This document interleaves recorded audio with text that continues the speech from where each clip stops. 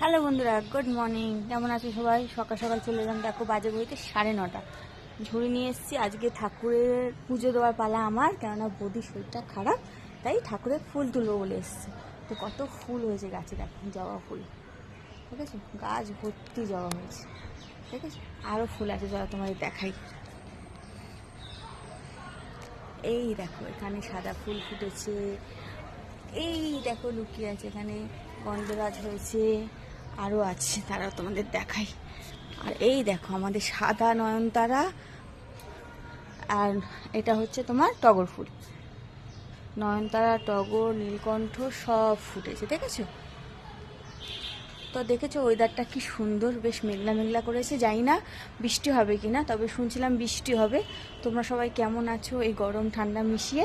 সাবধানে থেকো। চলো বন্ধুরা, টাটা, আবার পরে দেখা হচ্ছে তোমাদের সাথে।